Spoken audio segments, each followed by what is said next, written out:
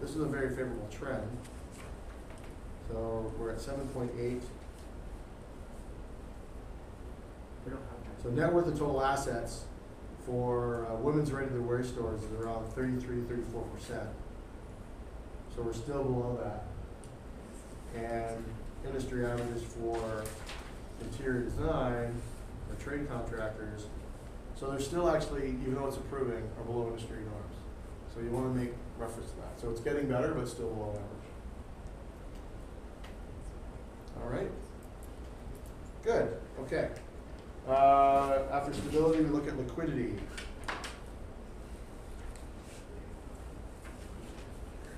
All right. So what's going on with liquidity? You get the current ratio, asset test, and working capital.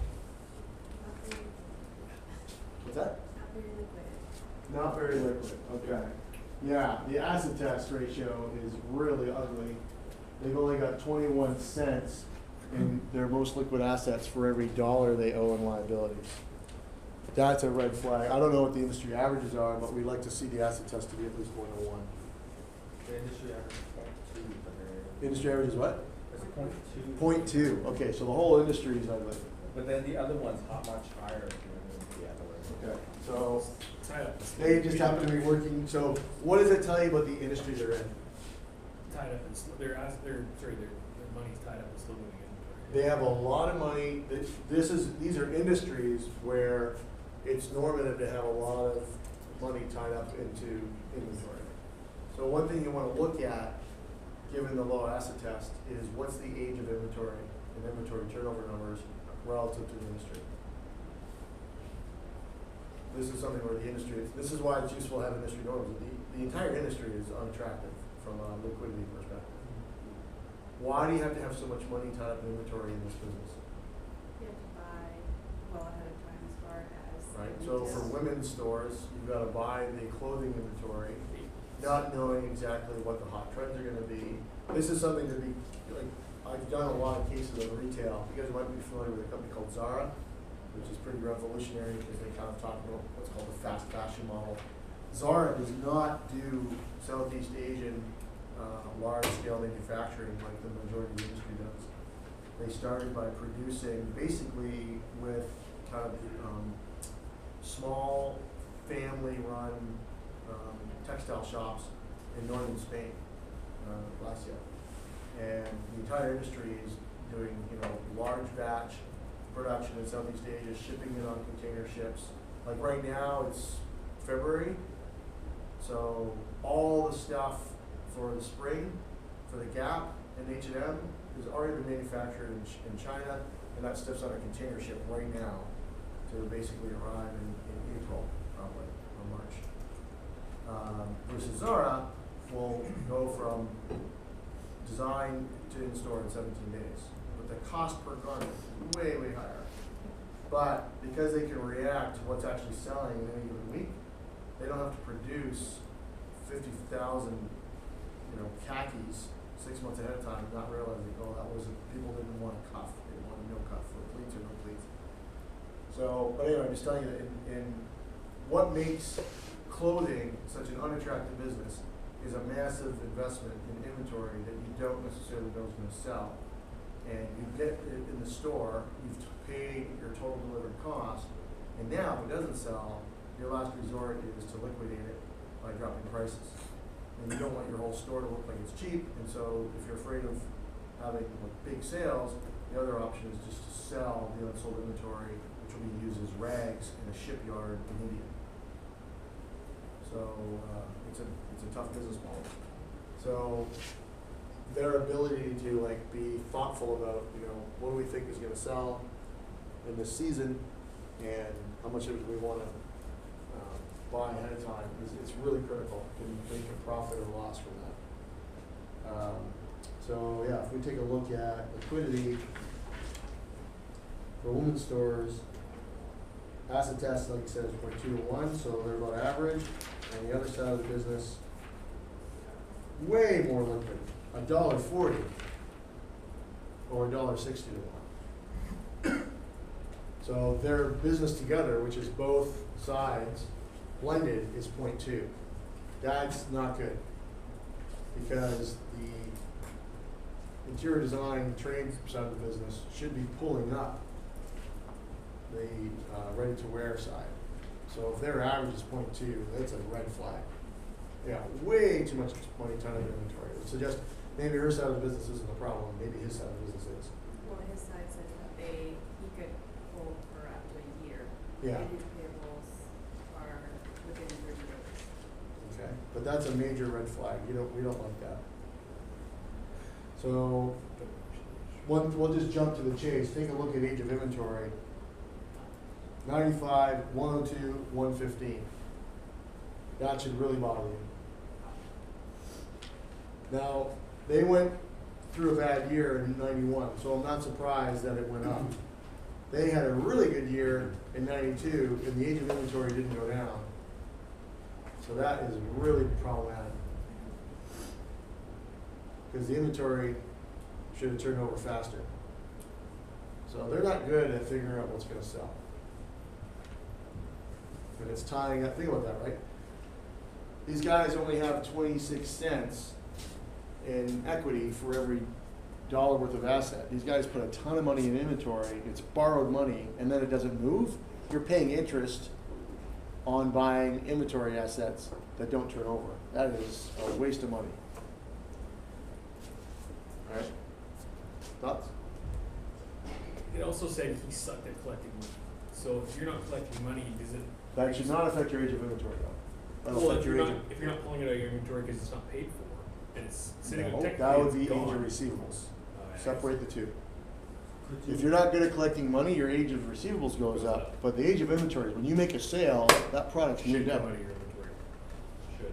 Yep, well, it does. There's So- businesses that don't though. It's sitting on their inventory until they actually send an invoice. And then it just sits there, it's gone, but they haven't sent the invoice. It's out of your inventory physically, but it's not off your books because you suck at. Well, no, that's, your books. so remember, when you record the sale, Yeah. you may not have collected the money, so your age of receivables goes up, but you collected the sale, that is revenue in that period of the income Yeah. statement, and that asset in inventory is no longer there. So it does not affect your age of inventory. But if you compare to industry now, the industry is a little bit higher for clothing. 140, 145 days for the age of inventory. Yeah, but it went up when they had a good year. That's a red flag. Because business got back to, better, the stuff should have been turning. So the age of inventory should not have gone up when they went from having a bad year to a good year. So these guys overbought inventory. Or they bought the wrong stuff and it's not moving. So how can everything else read positive if that's so negative? Have they got to be Because doing they're everything different else right? facets to the diamond. Sorry? It's different characteristics of the diamond. Right? You're like, wow, it's a really big diamond, it's 1.5 carat. Well, the clarity is really poor, and the color is like, a G. The diamond things are gonna, this maybe, not common knowledge if you've ever had to buy it. I'm married, so I had to buy a diamond. I got engaged before I got married, so I had to buy diamonds twice. But it's kind of like, what are the different characteristics of the diamond? So you've got carat, which is the size of the diamond. You've got the clarity of the diamond, which is going to affect its light refraction, its brilliance. But under a loupe, you'd only be able to tell, because under naked eye, you can't tell. You've got the color, and that's the other one, and the cut. Right. Okay. So you can have a poorly cut, shallow diamond that looks huge in terms of its surface on the top, but it's not going to refract the light properly because the geometry isn't optimized. Right? That's why you could spot someone that was trying to wow somebody by the size of the top of the diamond. That was a poor quality one. And it's not going to refract the light the same. The brilliance would be poor. You're like, wow, okay, you obviously chose to optimize size and not these other characteristics.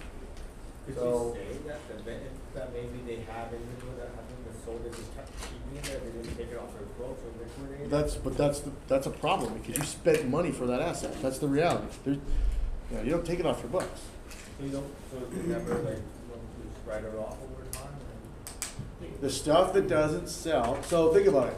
You can sell it off as salvage value. You're still gonna record some income.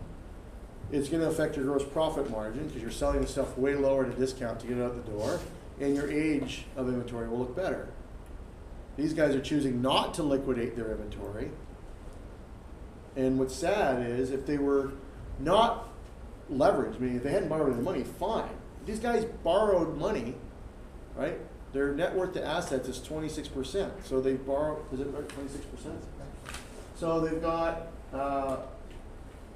73% of the asset base is bought with borrowed money. And inventory is a big chunk of that, and it's sitting there. And you're paying interest on something you know is not going to sell. So they should, my argument is they should liquidate it. These guys suck at liquidating their inventory. And you should be critical of that.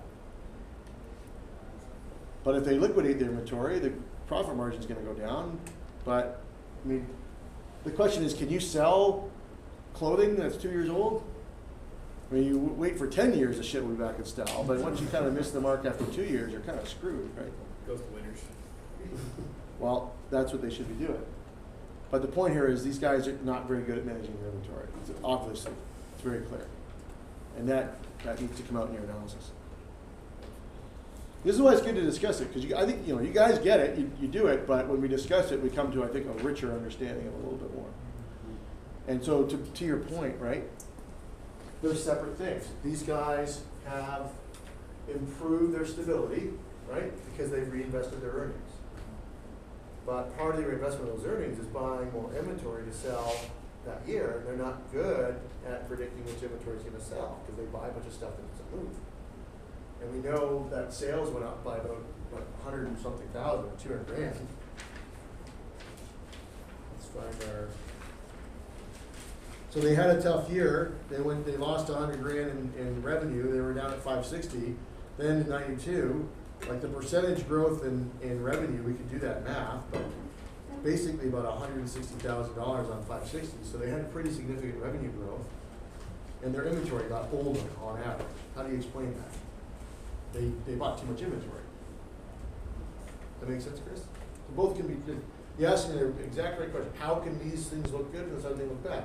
Because we're looking at a different dimension of the company. Right? Stability, liquidity, are different things. Probably being caused by the interior business because of the year-long inventory. It could be both. That's the problem with this is you can't separate the two. In fact, one of your conditions on lending might be, I want to see separate financial statements for the two sides of the business going forward. I'll lend you, but from now on you got to report separately because it's murky. I can't tell which side of the business is making things better or worse. So could that be justified at all by saying, okay, it's 1993 July, it's 31st. We saw we had a spike for this year, so we're going to load up on inventory. So just so happened to be just before this snapshot in time. But I don't know how your sales increased by more than 25% and your inventory got older. Yeah. You can stock up inventory, but it needs to move. Yeah. You bought the wrong stuff. If you bought the right stuff, your age of inventory wouldn't be so high. I mean, this was McDonald's. How's that going to work out? Expired.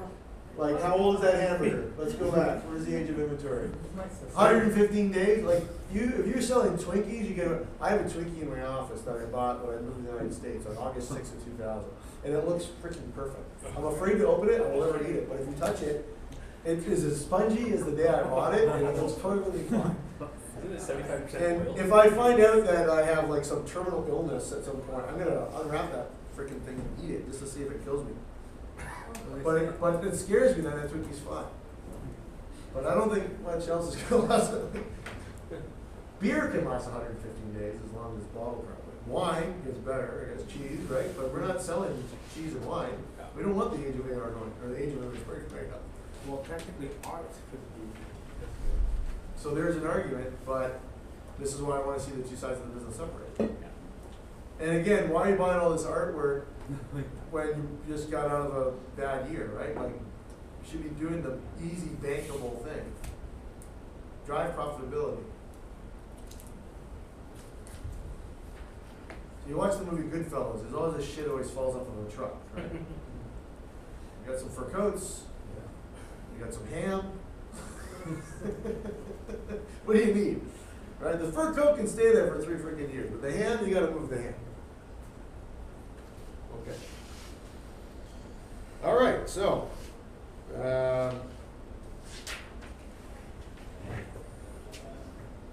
so liquidity, efficiency, we haven't talked about the other ones. Let's go to the other ones. Okay. So, age of inventory and age of red flag. Age of receivables. Thoughts? It's gone up. A little bit, yeah. What do you think about the absolute values?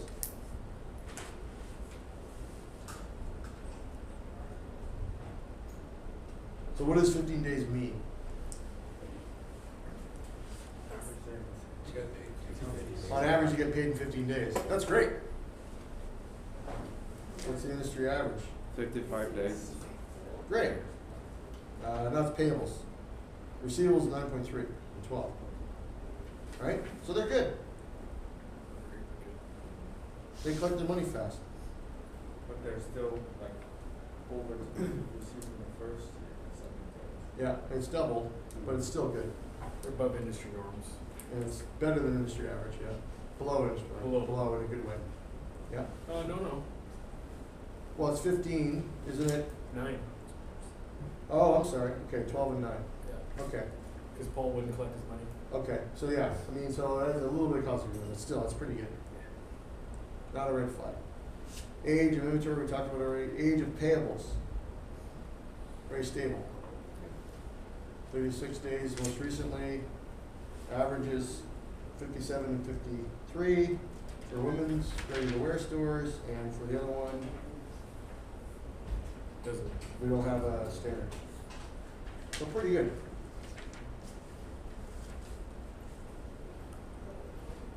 So that suggests, like their cash flow issue, these guys don't have a problem, but their inventory doesn't do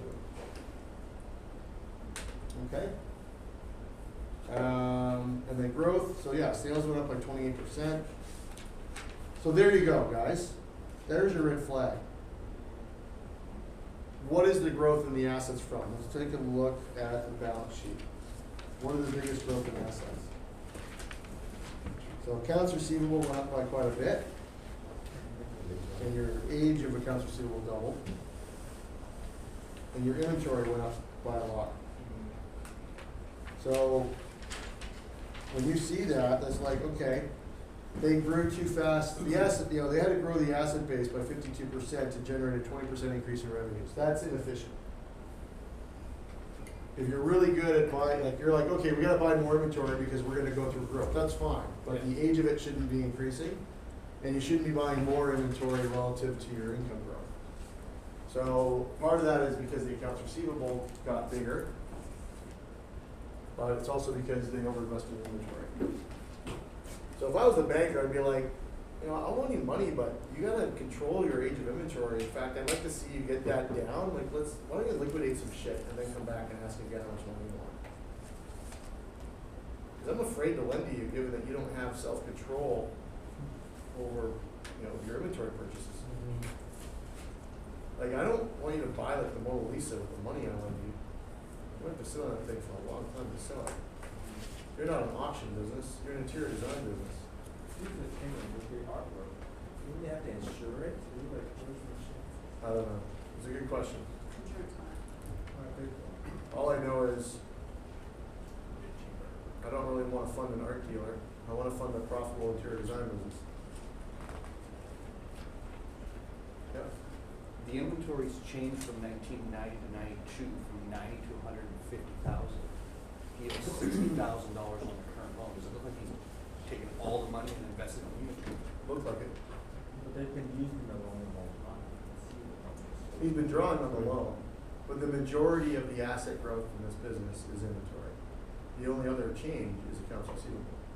You look at the assets on the balance sheet, those are the only things that change. Everything else stays the same. Not like this is not car carriers, they're not buying transport trucks and trailers. They're buying inventory and selling it. I tell you right now, these guys need to do a liquidation sale because their age of inventory has gone up. But You don't want to, and this is a real world situation, you don't want to cheapen the whole store by putting everything on sale. This is why winners exist. Companies like The Gap are like, well, we could, sell khakis at $5 a piece, but then everyone's gonna be like, no one wants to pay full price. So we'll just sell it to winners for 40 cents on the dollar. And that way we don't have to put the whole store on sale. When they have their outlets. That's why you have outlet stores. It's liquidation while still being vertically integrated.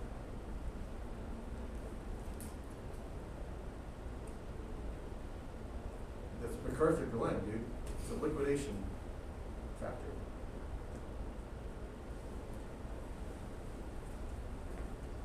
All the shit that Puma couldn't sell, all the shit that Ralph Lauren couldn't sell, all the shit that Geox couldn't sell.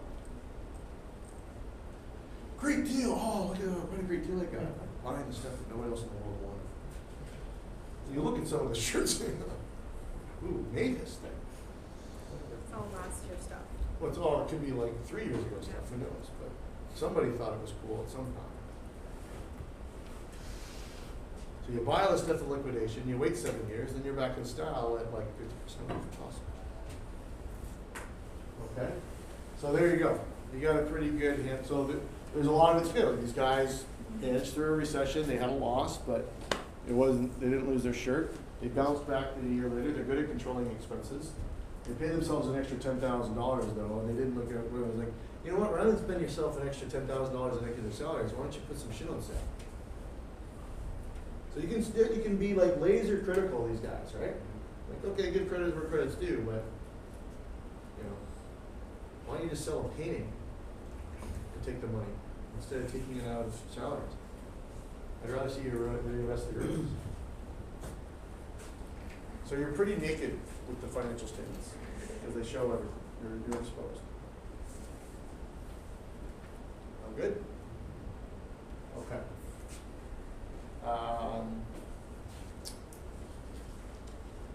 All right. So next, you guys want to do the projections? Okay.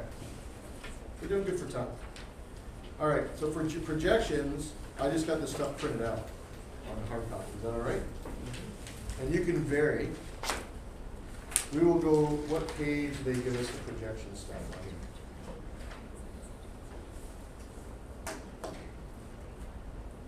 Okay, so they believe sales should reach 925,000 would be the high projection. The low projection would be a 10% increase on current.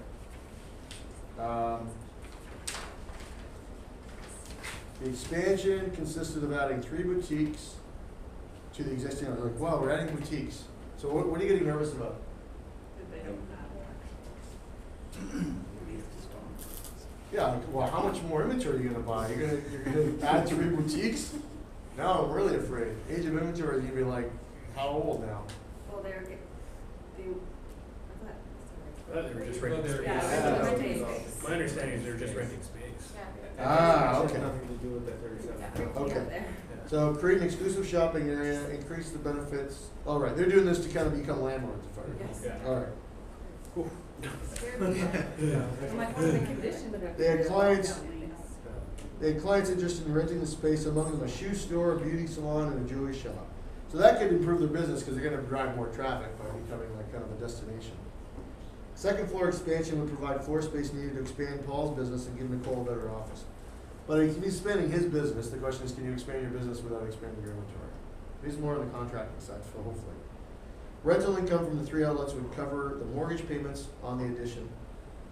And then Paul could increase the floor space for his business without major additional fixed costs. $5,000 in fixtures would be required for the new showroom and office.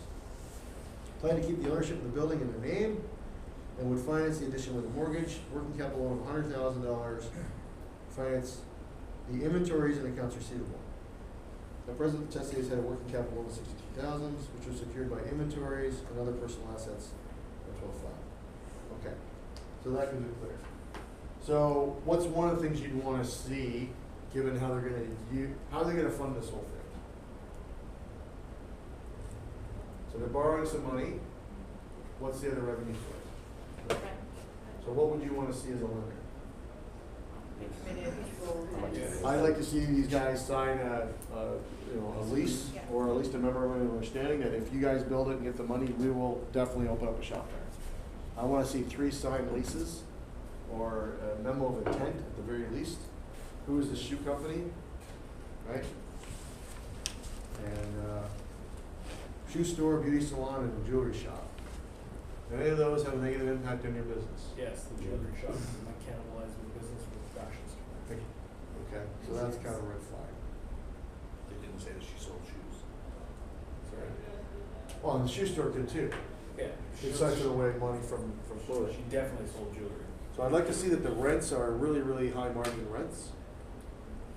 So, you know, we know the gross margin on the business, and I'd like to see that they're making a nice rent on it. Okay. All right, so we'll walk through this. You guys don't have to have the exact same numbers on everything, but we can see where you guys just let me know where you deviate, okay? Okay, well, all right. So